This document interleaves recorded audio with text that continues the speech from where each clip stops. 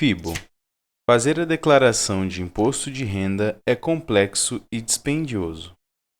Quando falo com pessoas em diferentes partes do mundo, muitas vezes pergunto: como é declarar imposto de renda em seu país?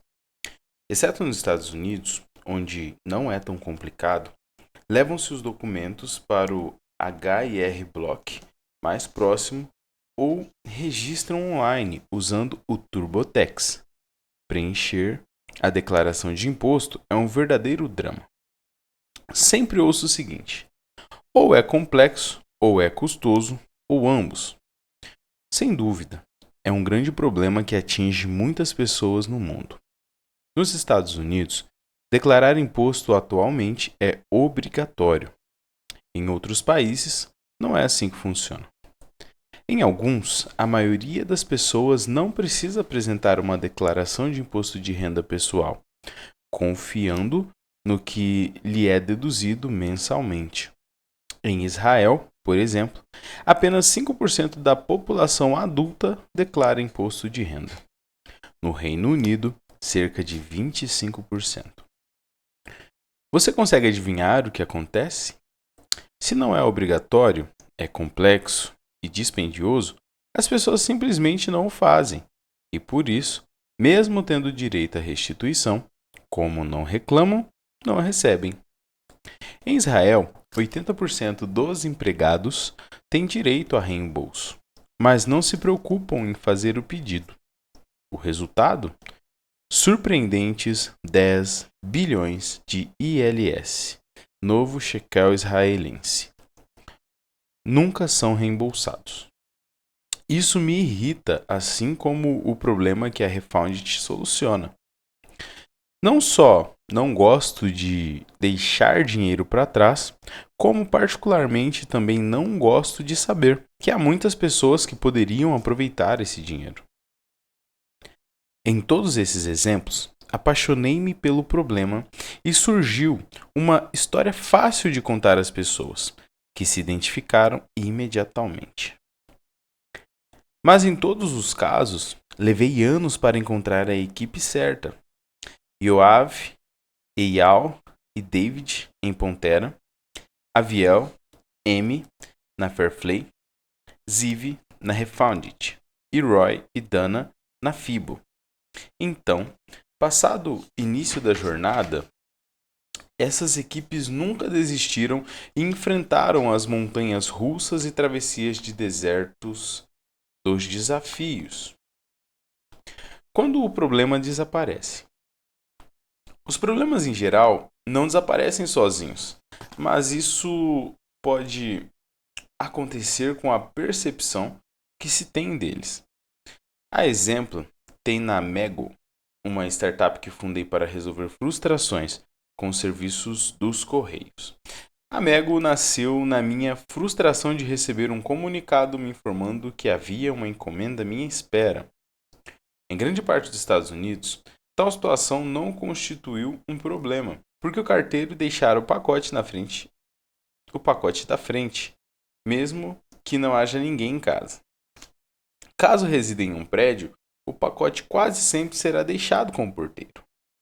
Os pacotes nos Estados Unidos são normalmente enviados ao endereço e não a uma pessoa. Em Israel, na Europa, porém, o pacote é vinculado a uma pessoa específica. Então, se a casa estiver vazia quando o carteiro passar, será deixado um comunicado para que o destinatário vá ao correio. Naturalmente, a agência dos Correios em questão está aberta apenas por algumas horas bem inconvenientes, em geral, em horário em que está no trabalho. Se isso já não fosse desanimador, também há longas filas e nunca tem lugar para estacionar. O resultado?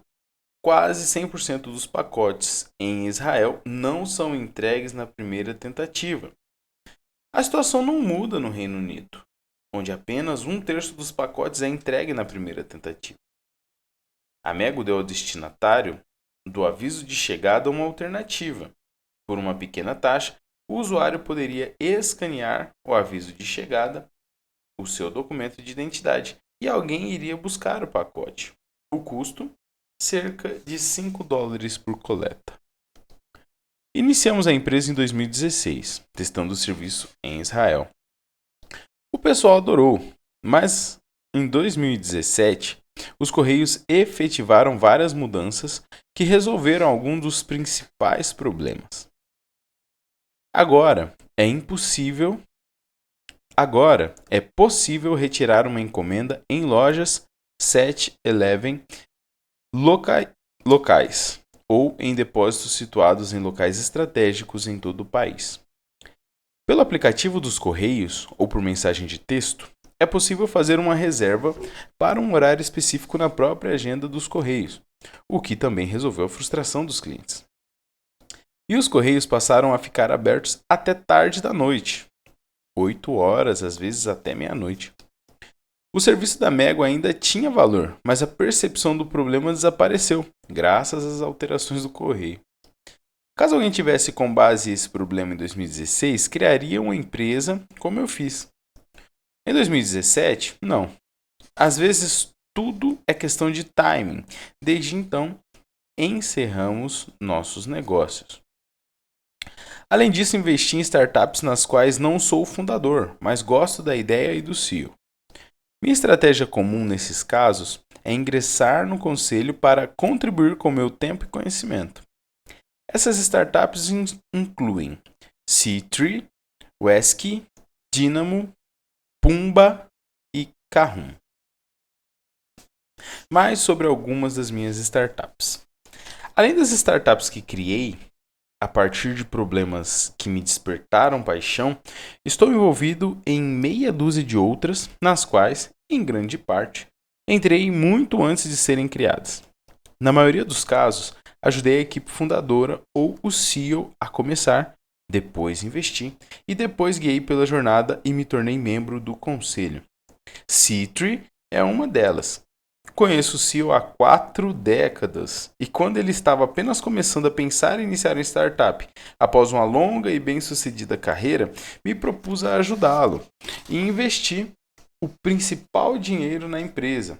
E agora estou no conselho de administração, que é o BOD, Board of Directors. A magia do C3 está na área da agricultura e, como o nome sugere, especificamente no mercado de cultivo de árvores, em que ajuda a aumentar drasticamente o rendimento. Os produtores, com milhares de árvores e pouquíssimas informações, com certeza não dispõem de dados inteirados sobre o que está acontecendo nas fazendas. A solução da C3 combina drones que a sobrevoam com análise individual para cada árvore no solo a fim de descobrir se há algum problema com ela. Em caso afirmativo, determina um plano de ação para a recuperação. Com resultado, essas medidas maximizam o rendimento da fazenda de árvores em 15 a 20% ao ano. O Sky é outra empresa, é outra startup em que estou engajado. Fui mentor da equipe no programa Zell Entrepreneurship e permaneci envolvido desde então. Em uma longa jornada cheia de altos e baixos, incluindo quase encerramento, 2 anos de interrupção de serviço em razão da Covid-19 e muito mais. O Sky lida como meu principal hobby esquiar. Hoje, quando se tenta organizar férias em áreas para esqui, há 2 opções: comprar um pacote pronto ou fazê-lo por conta própria, muitas vezes gastando horas na internet na elaboração de alguma coisa personalizada. A WeSky oferece um serviço tipo Lego, construa você mesmo, proporcionando flexibilidade de customização em uma fração de tempo. Caso você esteja na costa leste dos Estados Unidos e pensando em passar uma semana esquiando nas montanhas rochosas, sugiro que vá à França usando o Sky para planejar. E sua viagem será muito melhor e muito mais em conta. O CEO da Kahun é meu amigo desde o ensino médio. O diretor de tecnologia, no entanto, é meu amigo desde o ensino fundamental, passando pelo médio e serviço militar, e trabalhou comigo no Waze. Ambos têm experiência de peso no mundo das startups de tecnologia e tiveram muito êxito como fundadores de uma startup vendida para a LivePerson. Eles me apresentaram a ideia cerca de 2 anos antes de começarem, e concordei que o problema que queriam resolver era real e importante, e que, quando estivessem prontos, podiam contar comigo. Levou mais de 1 ano e meio, ou talvez até 2, até começarem oficialmente. Sou o primeiro investidor, por meio do meu veículo de investimento. Estou no conselho e sempre disponível para eles. Lidam agora com um problema que é um dos maiores: dados na área médica. Acontece que a maioria dos dados na área médica está em forma de texto, como livros, artigos, pesquisas e assim por diante. Carrum converte textos em dados e cria um sistema de IA para diagnósticos, pré-triagem de pacientes e auxílio para a equipe médica se preparar melhor. Encontre sua paixão. A paixão por promover uma mudança pode ser maior que o medo do fracasso e do custo alternativo. A isso chamo zona de empreendedorismo. Porque nem toda pessoa com uma grande ideia tem perfil para criar uma startup. Isso não será igual para todos, mas o denominador comum é dizer: não vou continuar o que estou fazendo hoje, estou disposto a me sacrificar e fazer essa aposta. Portanto, o custo alternativo é o preço que se paga para iniciar a jornada, seja recusando outras opções, seja abandonando uma posição atual. Sentimentos muito intensos criam envolvimento emocional que, por sua vez, leva à paixão. No meu caso, o gatilho está na frustração ou no desperdício. Para outros, pode ser amor, ódio ou vingança. Nir Zuk, fundador da empresa de segurança cibernética Palo Alto Networks, foi um dos primeiros funcionários da Check Point Software, gigante israelense nessa área, mas acabou se desentendendo com a administração e criou uma nova empresa para competir com a antiga. Se minha paixão é evitar frustração a todo custo, ele era movido pela vingança. Contam até que tinha uma placa personalizada feita na Califórnia que significa Checkpoint Killer. Zuck pode rir por último aqui. Em 2021, Palo Alto Networks tinha uma capitalização de mercado, o valor da empresa, de 52 bilhões de dólares e em 2020 a receita anual de mais de 4 bilhões, enquanto a capitalização de mercado da Checkpoint era apenas 15 bilhões e a receita anual de mais de 2 bilhões. Em dezembro de 2021, a Checkpoint saiu do índice Nasdaq 100, substituída pela Palo Alto Network. A forma mais intensa de paixão não está em métodos de ganhar mais dinheiro, mas em transformar o mundo em um lugar melhor. Pensávamos que a proposta de valor do aplicativo Waze se apresentava em encontrar o caminho mais rápido e economizar tempo. Mas não. Era paz de espírito. Como já disse, as pessoas querem saber o tempo estimado de chegada. Estimate Time of Arrival.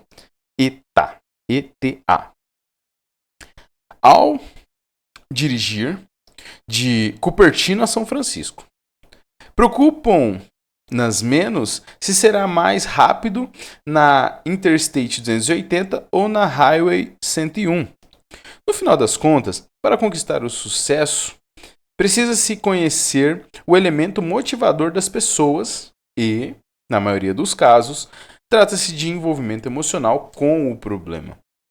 E é bem possível que o valor percebido real seja diferente do valor percebido por você. Por enquanto, encontre um problema que o faça vibrar, um problema pelo qual se apaixone. Ir além de uma amostra de um. Apaixonar-se por um problema começa, em geral, com um ponto de vista pessoal. E ninguém tentará resolver alguma coisa que não lhe importe.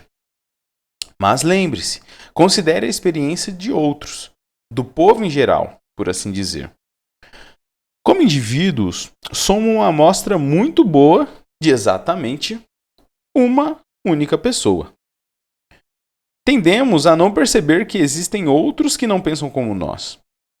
Alguém faz algo de determinada maneira e acredita que é a única possível, ou se apega à própria percepção do problema e imagina que funcionará para todos do mesmo jeito. Não. As pessoas não são iguais. Em geral, não há um único caminho certo. Se você ouvir a mesma essência do problema descrita por várias pessoas por diferentes ângulos, saberá que é um problema real. As emoções atuam como um poderoso motivador para a mudança. Criamos o engui para sempre ouvimos.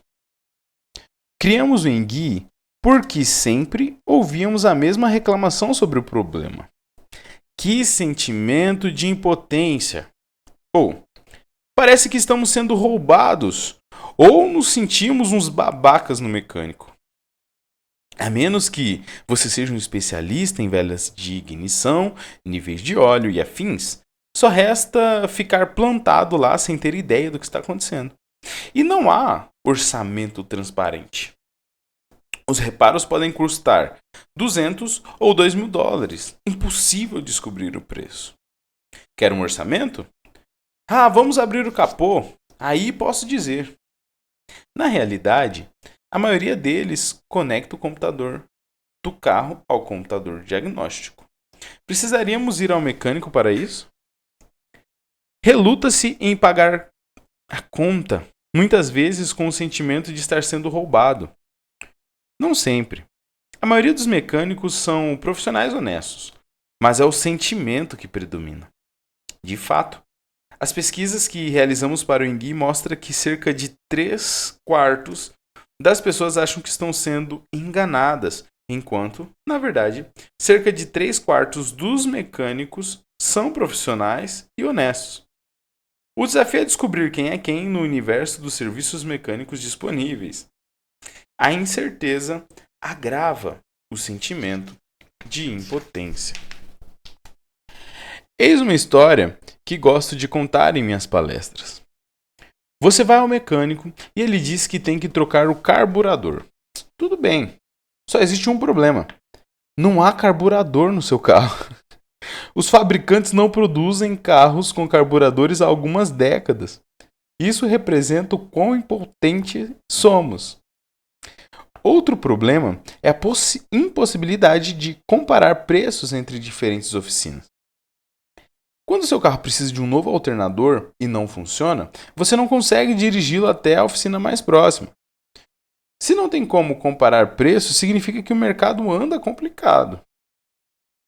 Iniciamos o engui para lidar com esse mercado e com as frustrações decorrentes do conserto de um carro.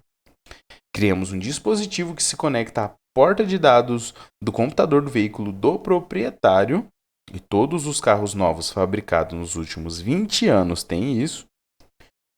Projetamos o conector engui para se comunicar com smartphone e fornecer uma descrição em tempo real, em linguagem simples, do problema do carro. A pressão do ar dos pneus está baixa? As pastilhas de freio precisam ser substituídas? Em seguida, exibia-se uma lista de mecânicos disponíveis em determinada área com um orçamento de preço para o seu conserto. O tamanho do mercado de mecânica de automóveis, quanto os proprietários de automóveis pagam anualmente por reparos, está se aproximando de $1 trilhão. Com certeza, vale a pena pensar nisso. Não achávamos que usaremos o engui com tanta frequência, porque os carros infelizmente são bastante robustos, mas descobrimos que o pessoal executava regularmente a função verificar o carro no aplicativo só por garantia.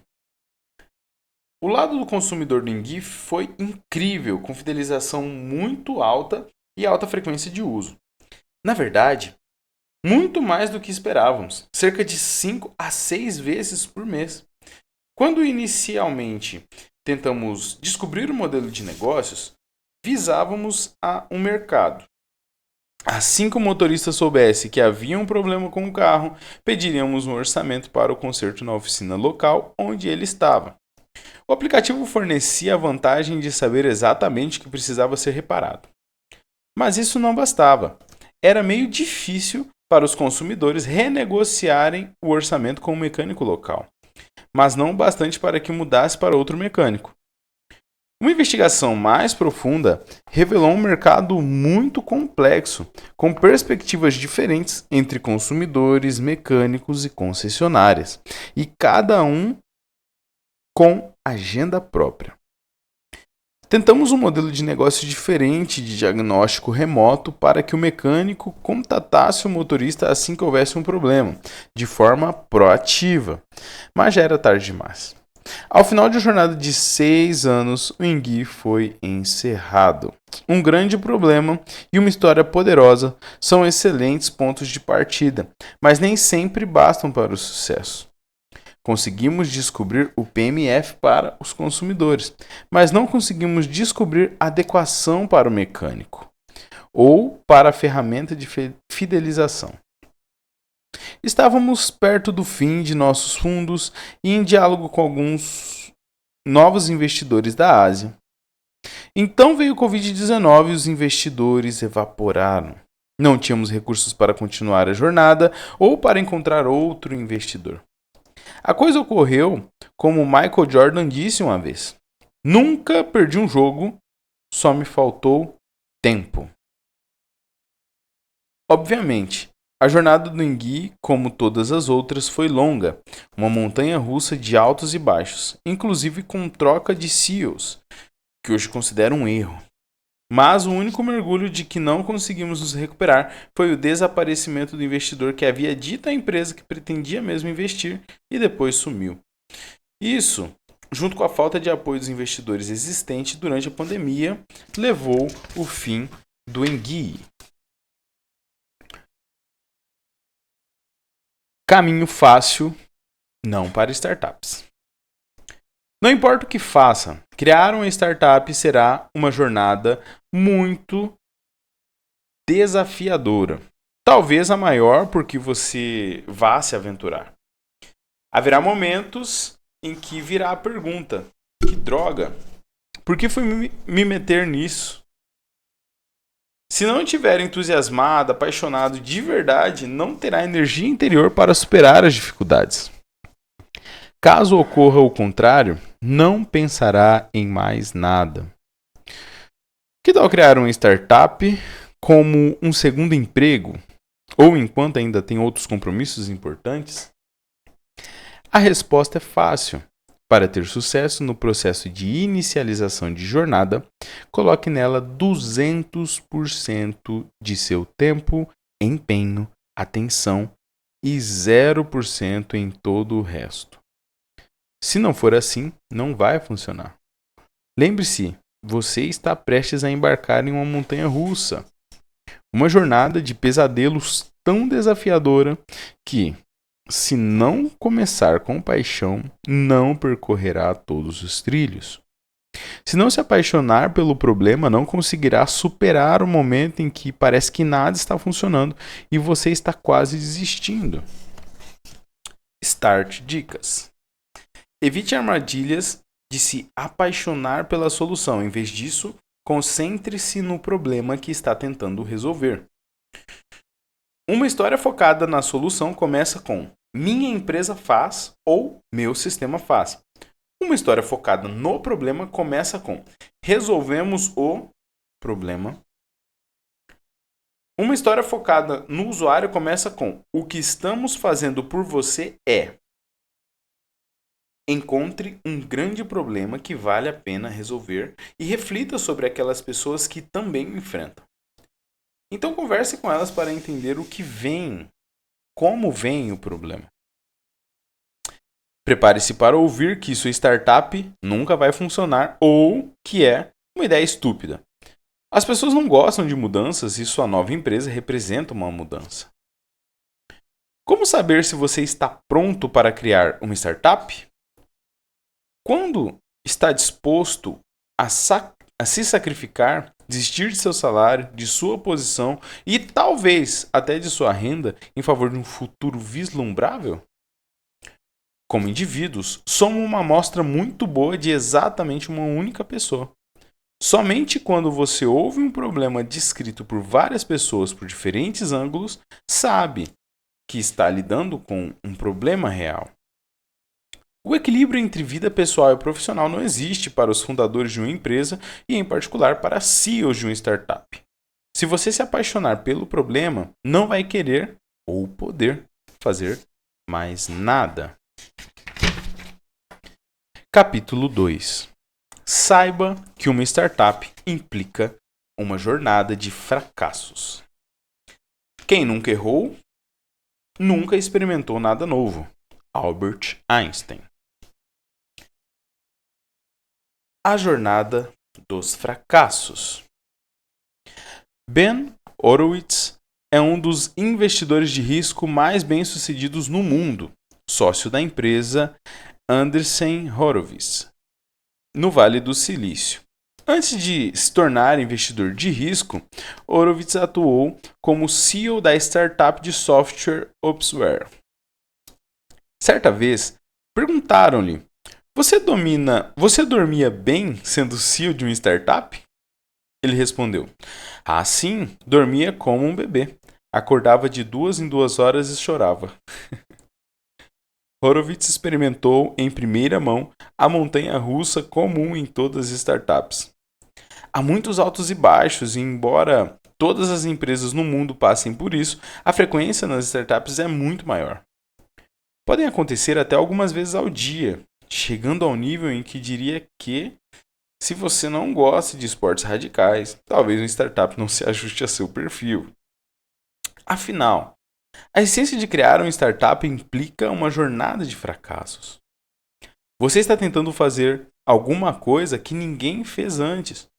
E mesmo tendo certeza de que sabe exatamente o que está fazendo, não sabe. Nesse capítulo vou estabelecer os pressupostos fundamentais da criação de uma startup. Aqui estão os elementos principais. É uma jornada, com várias subjornadas. É uma jornada equivalente a uma montanha-russa. É uma jornada de fracassos, com tentativas e erros contínuos em cada fase. Há um longo período sem tração, deserto que você precisará atravessar. Impõe-se 2 conclusões imediatas, tão logo você percebe que a criação de uma startup é uma jornada de fracassos. 1. Se você tem medo de fracassar, então já fracassou, pois nem sequer vai tentar. Albert Einstein disse que quem nunca errou, nunca experimentou nada novo. Em outras palavras, caso se aventure na tentativa de fazer coisas novas, você vai fracassar. 2. Para maximizar sua probabilidade de sucesso, fracasse rápido. Se agora concordamos que a criação de uma startup é uma jornada de fracassos, então o melhor jeito de aumentar a probabilidade de descobrir o que funciona está em simplesmente tentar mais coisas. O melhor jeito de tentar mais coisas é experimentá-las com rapidez e fracassar com rapidez, para que então tenha tempo, que é taxa de execução, para executar a próxima coisa. Por exemplo, suponhamos que você acredite que um recurso específico vai ajudá-lo e o construa, lance uma nova versão e então a coisa não funciona ou não traz os resultados esperados. Neste caso, pense logo no próximo recurso que vale a pena tentar e foque-se nele, em vez de tentar otimizar o atual. Esse processo cria um DNA único para a empresa, uma cultura de negócios ou um conjunto de valores, no qual cada suposição subjacente é apenas uma hipótese que vale a pena. Quanto mais cedo, melhor. Se funcionar, beleza. Se não, vamos para a próxima hipótese. Ainda que siga esse caminho e empenhe-se em cada nova tentativa com a convicção de que vai funcionar, lembre-se, a jornada será muito longa. E a parte mais longa acontece quando nada funciona. No início, haverá muita emoção. Você está criando algo novo, Você já tem o primeiro usuário ou a primeira versão. Talvez o jornal estampe alguma notícia e parece que está indo na direção certa. No entanto, em algum momento, surge a percepção de que a coisa construída simplesmente não funciona. Você tenta de outras maneiras e ainda não funciona. Imagine-se atravessando um deserto interminável, cercado tão somente por areia. Você caminha o dia todo e continua no mesmo cenário. Vai dormir, acorda e a paisagem de areia persiste, dia após dia. Você não sente progresso algum, mas na verdade está progredindo, um passinho de cada vez, até que finalmente sai do deserto, se não tiver morrido antes. O deserto sem tração é o trecho mais longo da jornada, no qual você tenta de tudo e nada funciona. Monta um produto e não funciona. Monta o produto e funciona, mas os usuários não aparecem. Monta o produto, funciona, os usuários estão chegando, mas não vão ficar.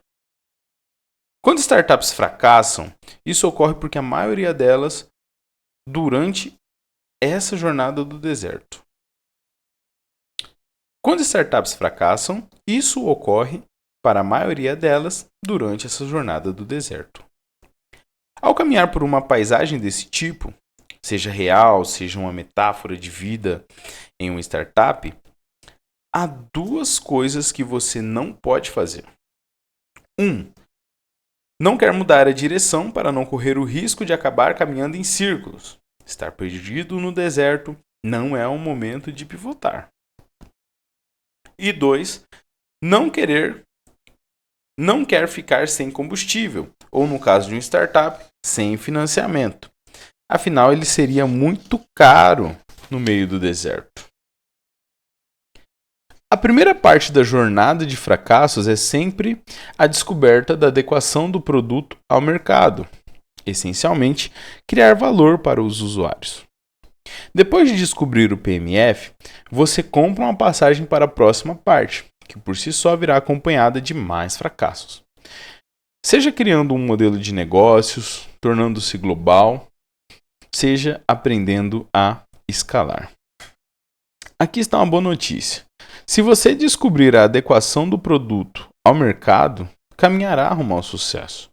Se não descobrir, morrerá. Em cada uma das partes, o elemento mais relevante é a rapidez da recuperação. E, para isso, comece fracassando rápido.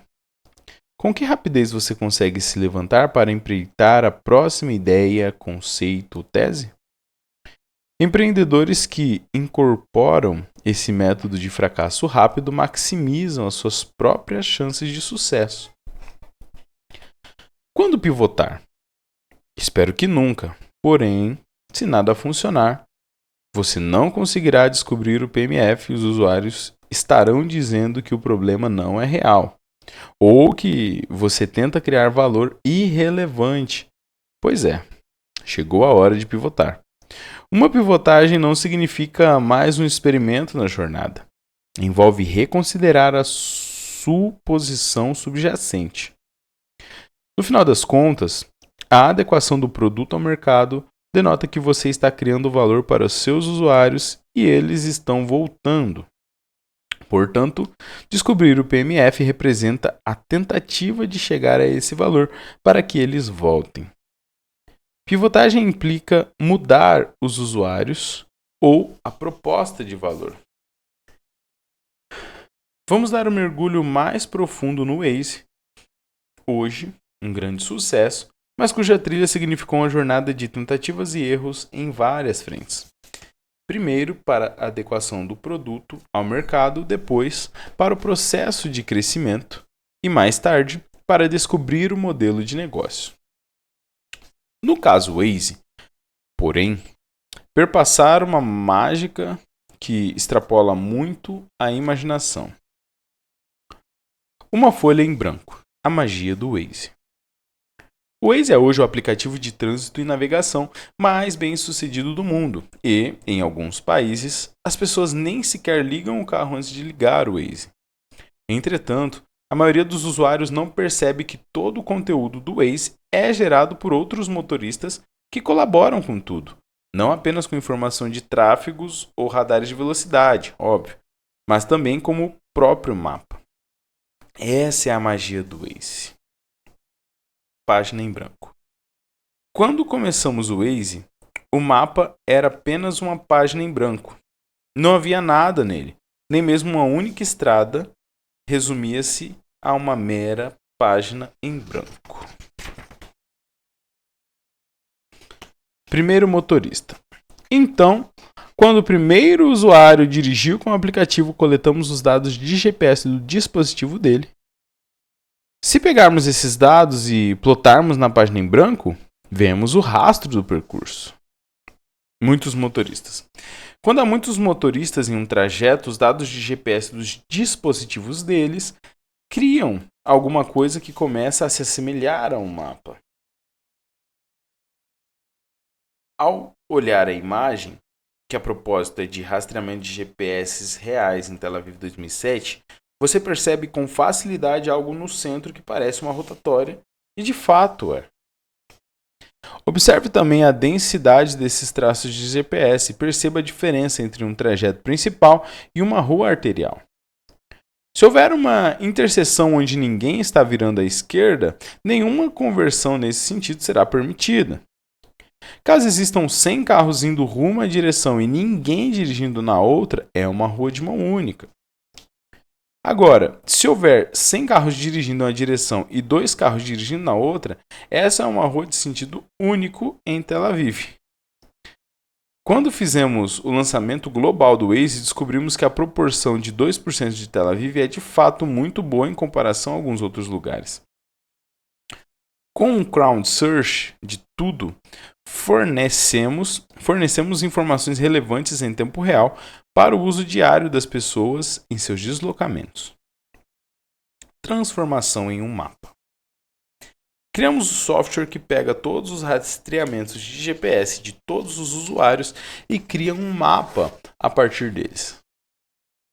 Edição de mapa.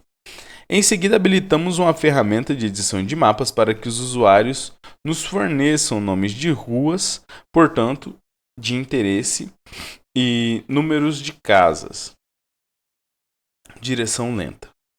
Como estávamos rastreando o GPS, se alguém estivesse dirigindo lentamente, percebíamos ali um engarrafamento. Engarrafamentos. Com a presença de muitos motoristas, podemos descobrir onde estão todos os pontos de engarrafamentos e direcionar os usuários a seguir a um caminho mais rápido, evitando tais pontos. Portanto, o Waze é uma rede social de motoristas na qual todo o conteúdo é criado por eles mesmos. Radares com restrições de velocidade e informações dos motoristas. Além disso, os motoristas relatavam em tempo real radares de velocidade, acidentes e perigos no trajeto, e outras informações importantes para eles.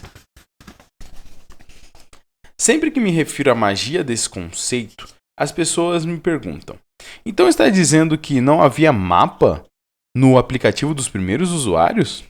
Aí vem a minha resposta. Exatamente, não havia nada. Em seguida, a pergunta mais interessante. Então, por que os primeiros usuários escolheriam o Waze? Qual era a importância para eles? A questão-chave é qual era a relevância para o primeiro usuário. Mas quem foram os iniciantes?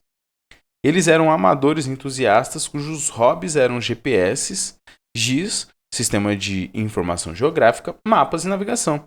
Eles se preocupavam mais com a promessa e abordagem inovadora do crowdsourcing e com o controle de seus destinos do que com o estado atual do mapa.